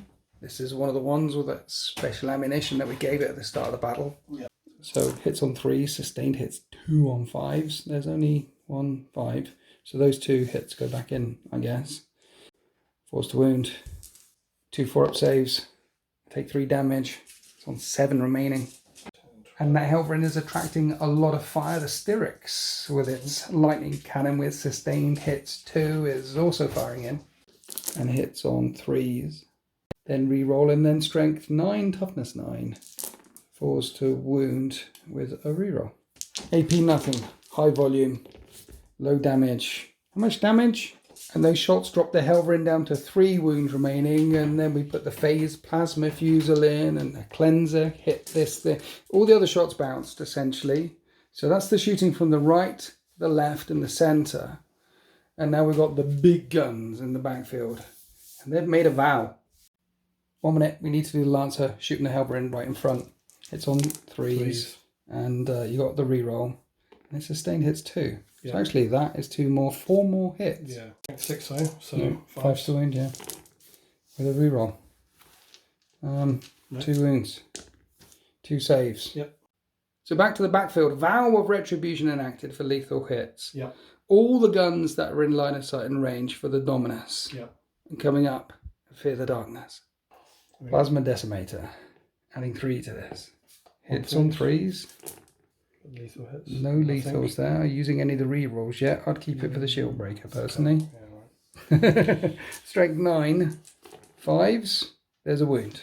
5 up and vulnerable save coming up. Like that. You didn't do anything last time. You got the Volcano Lance. This is the one you want for all the rerolls. D3 on the Volcano Lance. For 1. Okay, here we go. Hang on, 3s. Yep. That's a hit. Wounds on a 3. Now you want to do the reroll. You haven't done any rerolls yet. Any wounds? Because it's -5, d6 plus 8 damage. So I need to make a 5 up, avoid shield save, and I fail it. I've got 3 CP over there. The reason why I'm looking at it is because of God Machine. If I want to spend a CP on anything on this, it costs 3 times the amount. That's why I've been sitting on the CP. Oh, that's true. So d6 plus 8 damage. I should Coco. You did the thing and you deflected all of my shields. I'm going to deflect all of yours. Okay, got him. No, it costs 3 CP, but it's just one reroll. Dice, yeah. I'm going to get a 5. It'll be fine. Everything's going to be fine. It's fine! Then 2 shield breaker missiles. They both hit. 3's wound, 4's are devastating. They're both devastating, so no saves. That's 2d6 plus 2 damage. That's a lot of damage. Jesus. That's a critical hit. It puts the Titan down to 34 wounds remaining. Paladin, Storm Spear, rockets. All hits, but none lethal. Yes, you need 5s to wound. Yep. Nothing. Okay, rapid fire battle cannon not in rapid fire range. Adding 3 to that. That's 8 shots coming in hot. 3s to hit. Yes. Lethal. You can get very elite. There's one. And there's a reroll on one of those dice. Nice, 2 lethals. Okay, that worked. And then strength 10, toughness 14, 3s to wound with reroll. 5 4-up saves. Turn. Yeah. It's the end of the shooting phase. Yes. Last time you killed like 28 things. This time you only killed 1. Yeah, it's surprising actually. Yeah, it's swingy, isn't it? It didn't even really overly damage stuff here either. No. Well, I did take a chunk off the Reaver, but It is. It's down to 31 left. That hurts. And then you got some charges here. couple of charges. You might as well charge with both to get that free movement. So Crump, they get there. The Lancer spears out with a tank shock on the way in, looking for 5s here. And that's only 2 mortal wounds as it comes flying in there. It's got 7 wounds left. And then you spear it with the spear properly, hitting on 2s. And you can reroll that one. And then it's strength 20. It's fine. So it wounds on 2s. And then reroll that one as well. Now, I need to make all of these. I need to make 5 6s because it's a flat 8 damage. Yeah.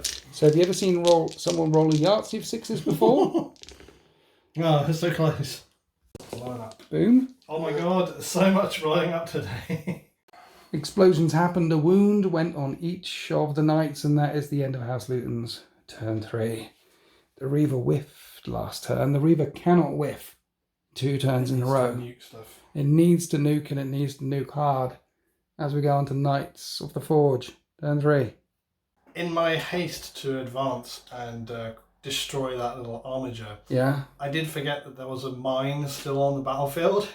The mine? Yeah, there was 1 mine left. Right. It was right here. Oh. So this is going to blow up right under the Lancer now. Okay, so the Lancer will take d6 plus 3 mortal wounds. Because you stood right on it. So he takes 5. That's okay, that's okay. It's only 5. And then these guys take d3. Normal wounds. So they take 2 each. 2 normal wounds. No one on that one? Yeah, so 2 saves on that one. He takes that's a wound. And on the Helverin, he's fine. So just 1 wound there, 6 wounds there, 5 wounds there as you're treading on your own mines. Here we are after my moving phase. I've moved. I've come round this way towards the Knight Lancer. Maybe not the most clever thing to do, but there's 2 reasons for this, Luton. We've got straight shots on those 2 down there. They're injured, right? Yeah. And we said these are big flaming buildings of doom with smoke coming up, and this gets me away from the volcano cannon down on the other side of the battlefield. Yes, that's true. I'll put a building between you and I. Yeah. And then these are forming a shield wall Yes. against the charge. Yeah. And he's buffed that one again and stealthed them up again and all the things again. So he's going to be -1 to hit. And all. I don't want these claw anywhere near me. So let's start off by firing some guns this way, which is the easier one to kill. Probably him. Probably him. He's 5 up in vulnerable save. That one's got a 4 up in vulnerable save, but the other one, they're both scary in close combat. Yeah. We'll shoot this one. Do you want to rotate here, or do you want to wait and rotate over there for some Titan weaponry? You are rotating the Styrics. Okay, the Malagra, whatever it is. 2s to hit you. Yep. With my thingy bob, re-rolling a thing. And the Helverin will wound you Yep. on 5s with that. 3 4-up saves. That is 6 damage. And there's a cheeky melter in range of the Lancer, which misses. Now all the shots from the Crusader. Here is the Avenger Gatling Cannon. And it stays still, so it gets sustained hits, and that was a lot of hits. 5s to wound is the tricky part. Oof. And you need to make 6 more 4-up saves because you rotated, and that's another 6 damage. It's on 12 left, and it gets shot by a rapid-fire battle cannon. I'm adding 6 to that. I'm going to hit on 3s. Oh no. Now I'm going to do a reroll. And that one was sustained before I knocked that one over. Wounding on 5s. Oh dear. With a reroll. Let's do a reroll. 1 gets through. It doesn't get through. Okay, Storm, Spear, Rocket, Pod. Hits twice. And doesn't wound. All right, 1 minute, 1 minute, 1 minute. We lined the Titan up to shoot down this way, okay? But they're a way away. They are way away still. One of these is supposed to be dead. They're not dead. So we're going to put both laser blasters up. One this way, one that way. Laser blaster this way, laser blaster that way. Apocalypse missile launcher on the Knight Lancer as well. Oh my God. Let's do this. Okay. So here's the shots coming in to the Knight Megara. On 3s. I only hit 4 times. Strength 20. So 3s to wound. Wound 3 times, and you've still got a 4-up invulnerable save. Rotating of the Iron Shields last until the end of... Oh, doesn't help you. Yes. Command point. Command point helps. Command point helps. D6 plus 4, 2, that's 7 damage, sorry. D6 plus 2 damage. It's on 5 remaining. The command point kept you alive, but it's nearly dead, so that's great, isn't it? And it can heal itself next turn. What? Yes. What the Necron is going on here? It's got Mechanicus stuff going in it. It's got scrap code going in there. I mean, I hate the Mechanicus. Does anyone ever really play that army? You just rewrote some codes and it's all fine. I'm only kidding. Mechanicus players love you, really. Okay, 8 shots into the other one. Yep. I whiffed. This isn't going to whiff. No, fine. 3s to hit the Lancer. I missed 3 times. 3s to wound the Lancer. Only wound 3 times. 3 invulnerable saves coming up. You make every single save again. Then the Apocalypse missile launcher rained into the Iron Shield of the Knight Lancer and put it down to 20 wounds remaining, and that is the end of my shooting phase. And at the end of the shooting phase, I've killed nothing. Nothing! And I've been backed into the corner. Then as we go on to turn 4, these are the last stratagems that we have each. I've got this one. Yep. Strafing run. Fire from the sky says used during a player's command phase, so I could actually do this in your command phase? I mean, it's just to make sure that it gets used for that battle round, I I'm guess. definitely doing that in your command phase. And this is the one that you've got. Screenshot. It's gone to House Luton's turn 4. Unleash this strafing run. 1 minute. I like it, by the way. Anything under the thing loses its ion shield on a 3-up. Yep. Turns off the invulnerable save. It's really good. Yeah. But for this battle round. So... Yeah, for the whole battle round. Hold the whole battle round. Yeah. Okay. So that's why you could do it whenever. It's just to make sure that, for example, if there was any weird out of phase shooting or Overwatch or something like that, you see. Straight line from any edge of the battlefield. Yes. So there is a straight line running through these two. Yeah, they're inconveniently lined up, yeah. Yeah. You could go from that guy, from here down to there, and you can go through those 3. No, this is the front rank, Luton. It's fine. This is the front rank. These must die. The Emperor must die. I like the idea of it coming across and just hitting everything down there. It's also within 2 inches of the line, so if you draw that line, you could get this. So well, if you say so. Yeah, let's do that then. Let's... So that one's turned off. Yeah, that one's turned off. Helverin's turned off, and these 2 fellas down there, you can see Styrick's both turned off, so they're all turned off. So only this guy. Only the Knight Lancer. Nice. Okay, turn 4. Here we are at the end of turn 4, and the Knights of Luton are coming right for us. We've been backed into the corner. And there's Armigers to the left and big stompy knights to the right. And then lots of healing happened. This one, the Malagra, can heal. Yeah. It's back up to 8 wounds. And then you had the Warlord trait healing this one. Yes. And put that one back up to 14 wounds. And the strat to heal onto this one. And then, Faith in the Machine to put that one back up to 18 wounds. So not only are they coming right for us, but 3 of the knights have recovered some wounds as they close in for the kill. The only bonuses that I can see from my point of view are these 2 are behind that ruin, so at least they won't be shooting up at Fear the Darkness. And the 2 big guns down here as well are also blocked off by that big, steaming, flaming ruin. But the Dominus wants to stay. There's an objective here that the Explorators need to start digging through for D3, and the other one needs to score as well. But at least they won't be shooting. The thing is, even if I kill the Warlord, yes, the Warlord Reaver, every single time, I have to score all these. Yeah. I have to have a knight on every single one, otherwise it's impossible for me to win. But then there's the other side of things, which is if you do manage to wipe out all of the Knights of the Forge, it will be a victory. So can you seal the deal this turn? Well, let's go on to the shooting phase and find out. So we're going to start the shooting phase down here with the Megara lighting up my Crusader. I just had a look and I can see that your Dominus can also see the Crusader in the backfield. So the Crusader is definitely rotating iron shields. Hasn't taken any damage yet. Here's the lightning cannon. Yep, sustained hits 2, 12. With sustained hits and the reroll, that was a lot of hits. 5s to wound with lightning cannon. 4 wounds. Still 4 with a reroll. AP dash though, right? Yep. And I take 2 damage. Yeah. Phase plasma fusel coming in. Hitting on 3s. And that's snake eyes. And the Arad cleanser came in. Didn't wound. The Arad cleanser's there for mainly phaging the crap out of anything with flesh and bone. If there's a few little humans nearby, it can just disintegrate them. The Knight Lancer's shooting at the Helverin. Yep. Hitting on 4s because it is stealthed up, and you got a reroll. And it's sustained 2. Yes. And 5s to wound. And a reroll. Is it going to be a clean sweep? No. 4 wounds. AP dash. Yep. And at 2 damage a time, that Helverin is down to 1 wound remaining. So we've got some hot Helverin on Helverin action. Yeah. For spite.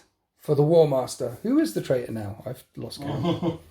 I mean, there's something very Titanicus about this. Something very Horus Heresy about this. Yeah. There's maybe we should have set this during the time of the Horus Heresy. Mind you, there's a lot less tentacles going on. There would have been more tentacles and warp storms and things like that. Start off with a melter, which misses. Here's the auto cannon. Those 5s are sustained. That's a lot of sustained. Sustained 2. Means that was a bajillion shots. You got a reroll on the wound as well. 4s to wound. Which makes it 8 wounds in total, and that is definitely a dead Helverin. No boom boom. What's that? I just said that this Helverin is a champion. It's basically just taken no damage whatsoever for the entire games. We haven't taken no damage. Seriously? No, nothing. Wow. It's been hiding though, to be fair, a good amount of the time. So. Talking about taking new damage. Oh no, I was going to say my Crusader hasn't taken any damage, but he has. He's just taken his first 2 wounds. Little taste. And the Paladin and the Castellan in the backfield, well, they've got straight shots down at him. So here's the rocket pod from the Paladin. 3s to hit, everything hits. And 5s to wound. There's a wound. Reroll now or wait for the battle cannon? Reroll now. 4 up and vulnerable safe because of rotating. We're good. Okay. And you are in rapid fire range now, so it's 2d6 plus 6 shots, which is a bajillion shots. 13 shots. 3s to hit. 5s to wound. Strength 10 versus toughness 11. 5 4-up saves. I failed 2 of them. And puts the Crusader down to 18 wounds remaining. Now gets shot at by the Castellan in the backfield. And supercharging the Plasma Decimator. That's only 4 shots. Yeah, just rolled a 1. Brilliant. And then 3s to hit with the Plasma Gun. Of Doom. And do you want to reroll now? Or are you going to wait for the really big gun? Thanks for rolling now. Appreciate it. That's fine. 5s to wound. Rerolling? They all wound. Okay. 4 ups, invulnerable saves. I rotated. And you do 6 more damage to me. Yep. How's this? Yeah. You're fine. D3 shots for a Volcano Lance, 2 shots. This hits on 3s, one of them hits, and doesn't wound. So 2 of these. Shield Breaker missile launchers. One of those hits into Titanic 4 up. Doesn't wound. Surprisingly ineffective, to be honest. Well, yeah. Yeah. Maybe he's still blind. Maybe he's still blinded by taking the 2 blasters to the face before all his sensors have completely gone awry, even though he survived it. So now we come to the backfield. We've got a Helverin shooting up at the Reaver Titan, and it hits on 3s with that reroll, and wounds on 5s with a reroll. That's 3 wounds. Yep. I need force. You take 6 damage off of it. Whoa. And you moved it round so the melter was in range as well, So. which will hit on a 3. A miss. Now 2 shots with a thermal spear, which hit on 3s and the reroll. Is that 2 hits? I can't see. 2 hits, yes. Strength 12. It's still 5s to wound. You got a reroll on that. And toughness. Very high. No, nothing. Okay, that bounces. And then you've got 2 more war engines that have yet to speak. Baton Crusher. Baton Crusher from the Styrex, yes. 3. That's 2 hits. And then it is a anti-vehicle 2+. Okay. That's 2 wounds. And it's -1, but 2 damage each. I'm okay. Yep. No further wounds. Then it's the big Volkite Beam Doom. Charavial. 3s. Yes. I haven't done any rerolls yet. Nice. 5s to wound. 6s are devastating. That is 12 devastating wounds. That stings a little bit. Plus a save. At least I make the save. Turn. Yeah. The Titan's only on 13 wounds remaining. Yes. You've still got one more thing to fire in. The Preceptor. Triple rocket pod. Hits once. And wounds. And I fail the save. And that does 2 damage. Then high intensity last, D6 shots. I would command point that one. Yes. For 3 shots. And you hit on 3s and you didn't do any rerolls yet. So those are 2 hits. Strength 14, so 4s to wound. CP reroll, do one of the rerolls. It wounds, it wounds. I need a 5-up and bun. I fail the 5-up and bun. That's a flat 4 damage. And that's the end of the shooting phase for House Luton. Apocalypse shooting phase there. Puts Fear the Darkness down to 9 wounds remaining. The Knight Crusader over his right shoulder on 12 wounds remaining. But there's a couple of potential charges. We measured up. This one is 6 inches away to charge. Well, just under set. That's a 10-inch charge. 10-inch charge goes smashing in there. And then we measured. And your Knight Lancer is just under 10 inches away, so a 9-inch charge to engage the Titan. And that's a 6, that's a failed charge. So that's the only charge. All the other Knights advanced to get there. So we have Malagra on Crusader action. The Megara. Claw. The Claw. You're scared of the Claw. The Claw. So 3s to hit with your reroll. That's 3 hits, and it is strength 20. 20. It's just like a gauntlet, it's fine. Okay. Well, you got the reroll as well. So that is 3 wounds. What's the AP of this? Just -3. -3, so I need 6s. Yep. How much damage? 8. 8? Yeah. So I need to make 2 6s to keep it alive. Yes. That's not 2 6s to keep it alive. It is gone, and it doesn't blow up. It just gets ripped in half. And that's the end of turn 4. And I've got a Titan on 9 wounds remaining, and it's almost like we scripted it. I swear we didn't. I've got this bitter endurance thing. So during my command phase, I'll be able to heal D3 wounds for 1 wound, put me back up to 10. And then I'll half all damage for the final round, and I might survive. It's possible. So you're saying there's a chance. I mean, it is possible. It's possible. Particularly as this one doesn't have a shield, and that one doesn't have a shield, and that one doesn't have a shield. But the one that I really don't want to have a shield was the Knight Lancer. Yeah. And he's definitely got a shield. Yeah. So it is possible. It depends on what gets killed here, and it also depends on how I can't advance the Warlord if I want to charge. So he can't advance, but he should be able to get close enough. Have you lined him up to deliver the killing blow at the Not end necessarily, with his great big sword? Not necessarily, because he has got to pivot around, but we'll see. So he's got his back to me, you know. And these guys can't move now either. They've got to stay on those objectives there. Doesn't matter particularly anyway. Okay. So it is actually closer than it might appear, I think. I definitely think so. And more importantly, I get to shoot a Titan. If it was straight killing, I would be well in, but because of these objectives, I have to stay back and I can't just body it in, so yeah. Let's go on to the Titan's turn 4. It's just a step to the right and a jump to the left. We have shifted. So we can bring both of the laser blasters into range and kill these two guys with no shields on. Yeah. Apocalypse missile launcher, raining down in the backfield to kill one of those on 2 wounds. And then I'm back up to 3 CP. So charging with a Reaver Titan to tank shock and kill another one. What I'm saying is, if I manage to pull this off, I might be able to kill 4 engines. And that would be glorious. So let's fire a laser blaster point blank straight at the guy down here. We're hitting on 4. Don't miss. Hitting on 4s though. The stabilizers have been injured. And we hit 5 times.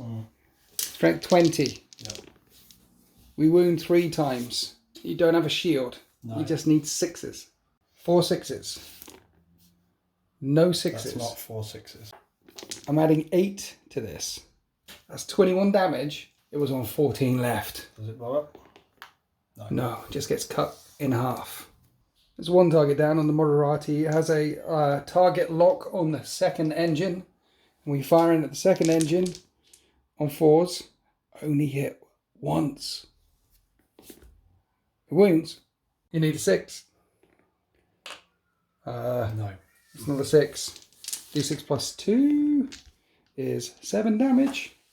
Takes him to 11 left. I think it was a bit too glorious thinking I could take down 2 targets. But maybe I still can. Apocalypse missile launcher raining down on the further one. 3d6 shots. That's 13 shots which hit on 4s. And wound on 5s. For nothing. Nothing.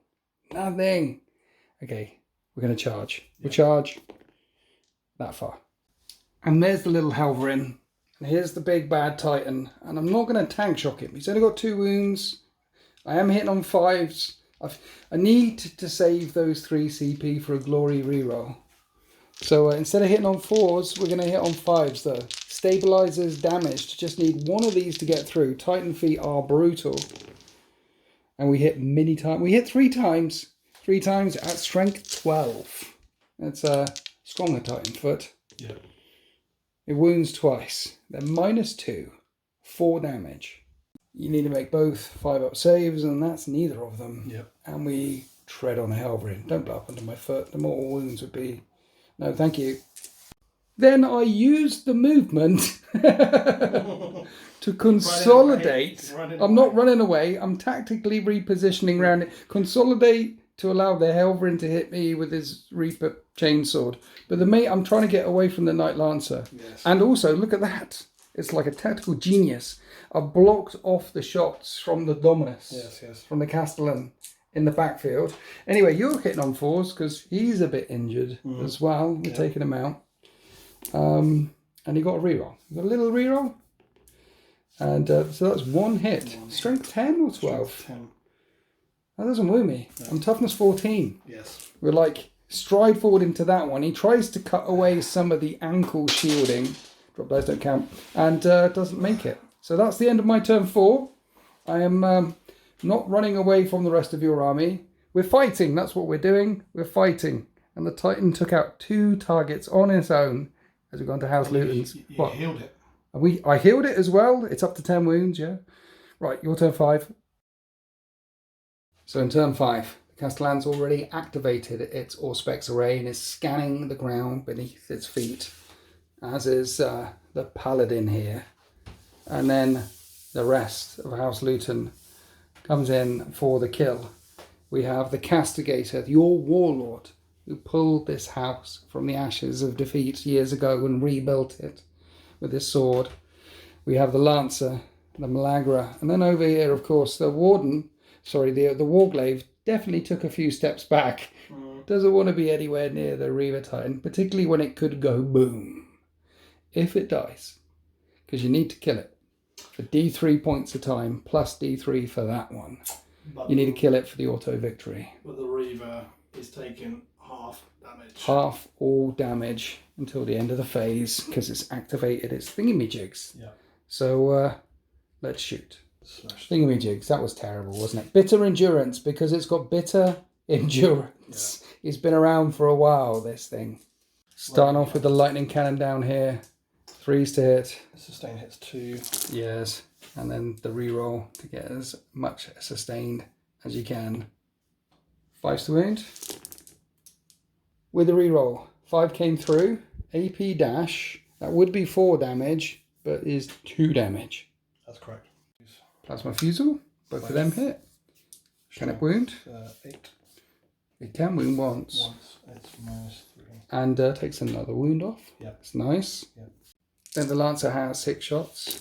It hits on 3s, and those 6s are sustained too. But it's only strength 6. So it's going to need 6s to wound. You got the reroll. It's 3 so far. 3 so far. 1 more failed save. And now the Titan is reeling and down to 6 wounds remaining. The Warlord of House Luton is going to unload with his bolt cannon, engaging maximal overdrive. It fires regardless of any restrictions. Its strength, AP, and D are doubled, and it gains devastating wounds. And then your Warlord's going to take 2d6 mortal wounds at the end of the shot. He's shooting. But so far, he's uninjured. Up into the engine. Just the reactor bay appears to be exposed. This is 3s to hit with a reroll. Even with strength doubled, Luton, it's 5s to wound. Indeed. So here we go. But it is twin linked. And devastating. So you can reroll, and it's devastating. Devastating, but it does half nonetheless. Yes. Twin linked. And reroll. Reroll them all. Nothing. Okay, so 1 minute. This is all devastating. Yeah. And instead of 2 damage, it's 4 damage because it's doubled. Yeah, so back to half damage. To half, so... It's 2, 4, 6, 8, 10, 12 damage. Yeah. Did your Warlord just deliver the killing blow on my Reaver Titan? Yeah. I do like the idea, though, that we need to see if it explodes, because I think at this range, shooting up into the engine and then the entire thing is just going to go out like this. I think. Do you remember when they used to explode? I don't know. They used to clear the board when they explode. That's what should happen. Yeah. That's what they did. It's like a 24-inch circle, and you just basically just pick up everything. Yeah, basically. I'll pick up everything. Yeah. But now it's just a 6. It's not going to go boom, is it? It doesn't go boom. Oh, come on, please. Its stabilizers just lock in place. The reactor power bleeds out, and it means you can loot it later, like the orc that you are, because you were the Foul Xenos today, and it's a horrible loss for the Imperium. A glorious day for the Xenos orcs. What a costly battle, though. Look at how many we had to start with. No, not chaos. When did you become so evil? To be fair, I think this game was a bit of a curious mix. We just kind of shoved a load of stuff together and went, let's see what happens. That was the idea. The Reaver Titans are like a massive investment. Yes. Of and for the weapons you get on it, yes, they can delete a single unit, but it's still only basically going to kill one thing at a time. I think the thing is as well, when it points 2 laser blasters at a target, I don't care what that target is. Yeah. I read the books. That thing dies. Yeah. And your Dominus just shrugged. Yeah. To be fair, like if you think about in Titanicus, shooting something like all of that firepower at another Titan would totally overload its void shields. Yeah. They would collapse at least, so that then other things could shoot at it without it having any shielding and just the body armor. Yeah. So shooting at a little knight, the first shot should overload the shield, and the second shot should just go straight through it. So, to absolutely destroy it. I think I whiffed too many shots, to be fair, because in like that turn and then when I shot at this thing, can someone comment in the comment section below just how many shots the Reaver Titan didn't kill with the laser blasters when it pointed at them? Because there was 2 or 3 things that I definitely didn't kill, and I think if I killed them, then there'd be less oomph coming back again. Sure. and maybe I'd have survived. Well, just for argument, how many have we got? 1, 2, 3. These guys here, 11. Did I kill 11? Yeah, that's what Killed 11. So we went away and did some maths because the Reaver Titan's 2,200 points. Yeah. Which is about 6.2 knights. Yeah, I just felt like I had like way too many. But this kind of highlights the problem with Titans in like a game of 40k, where even if you've just got two forces fighting to kill each other and you're not even doing an objective, it's yes, I have so many models, but that gives me so many more weapons. Yeah. This thing should be able to kill something every single time it fires. Otherwise, it's the points cost. I reckon this thing should be 1,800. I reckon it should be about 200. And I want 4 of them. No, yeah, somewhere around 18, 15, something. Yeah. It should definitely not be. I mean, you've got 6 knights remaining. That's worth 6 knights. So according to points, we're matched. I think. But if it's at 2,200 points, it should point at anything and kill the thing. That's what it should do. My weird fun rules aside, I don't think I love your I weird think fun it rules. kind of balances sort of out in the wash anyway in the end. Your weird fun rules add story, add narrative to the game. There was a minefield going off today. Sure. There was bitter resentment on this thing, which we had a Helverin, an Armiger go charging in, go boom, and take off about 20 really wounds to everything around it. That was a glorious There's always moment. a risk when you start doing your own things that it's going to swing a game like really wildly in one direction, and you don't want that. Like you don't want to do a thing where you're like halfway through a game and it just ends the game. And it is really hard to try and make a rule which is enjoyable and balanced. So you've got to try these things out. I think if I played today and we had one and it was just ridiculous, but I think overall it just added some to it. I don't know. I think this guy, for example, managed to get something which helped him hang on a little bit longer to the end. So, Exactly. The important thing is, Luton, I had a lot of fun. This was really, really It's good. not often I get to bring out all the knights and a Titan. I can't remember. It might have been like 8th edition last time I was able to bring out all the knights. No, when was the last time you had to bring out your entire knights? I only had like some of these finished recently. So, right, okay. It's really good, like the Atropos and the Mechanicus ones. And they're really interesting. For example, as well, this lightning gun. Yeah. It's more powerful than you might imagine. Yeah. The 12 attacks and the 48 range is quite significant. The Astropos. And this thing can heal itself as well.